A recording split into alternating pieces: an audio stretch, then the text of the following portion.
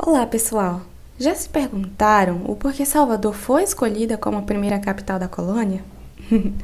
Pois vocês estão no lugar certo.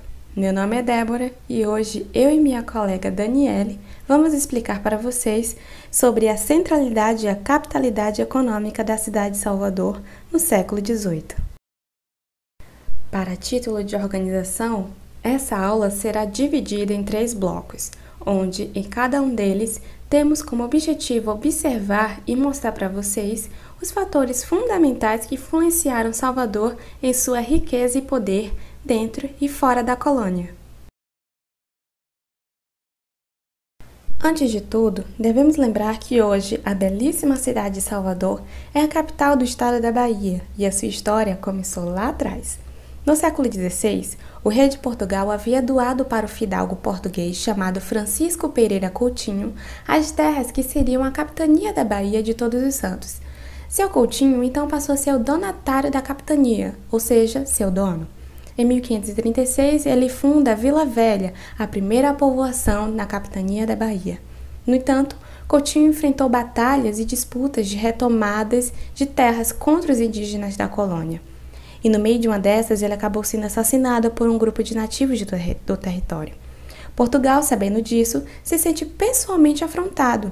Então envia em 1548 Tomé de Souza e vários funcionários para compor um corpo administrativo na colônia para fundar o primeiro governo geral e fazer de Salvador a capital da colônia, como forma de mostrar aos nativos o poder efetivo da coroa naquele território. Mas vocês podem estar se perguntando, Débora, o que seria essa centralidade e capitalidade? Capitalidade diz respeito ao funcionamento administrativo fiscal de modo central de uma região sobre as outras. Já a centralidade tem a ver com as dimensões sociais, geográficas e econômicas que essa mesma região possuía sobre as outras regiões. Salvador desempenhava muito bem esse papel. A Câmara de Salvador era influente em toda a colônia e fora dela. Ela possuía um funcionamento fiscal muito sofisticado. Salvador mandava e desmandava tanto nas capitanias próximas quanto as de longe. Seu porto marítimo estratégico dava uma trajetória super rápida pelo mar para a Europa e África. Sendo assim, Salvador era importantíssima para o abastecimento da colônia, via mar e terra, com produtos manufaturados, sendo eles alimentícios ou artigos de luxo, como também era importante no mercado externo, ou seja, no transporte de bens da colônia para outros países e continentes.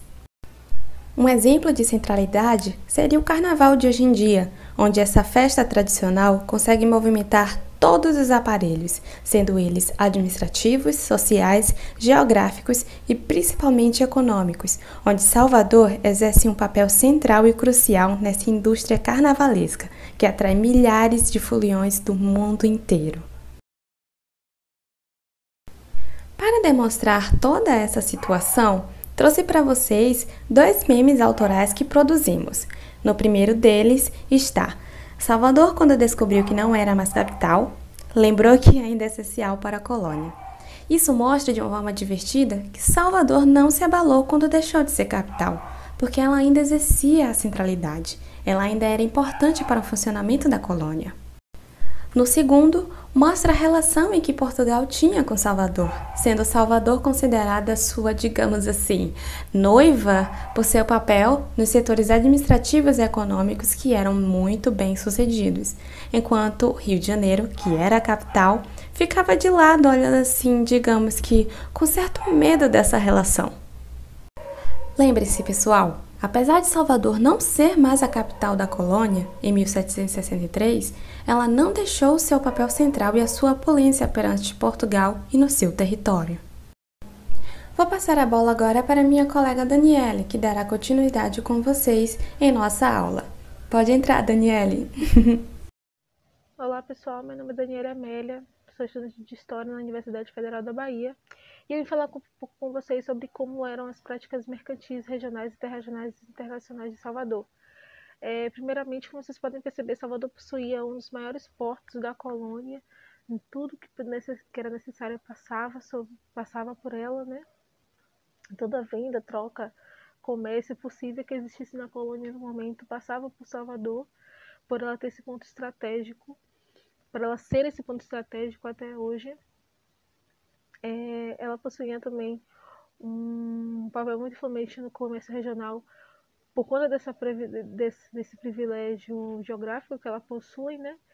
E porque ela, por exemplo, tinha um comércio com o tráfico de negros escravizados com o continente africano, né? Ele atuava mesmo como moeda de troca, inclusive.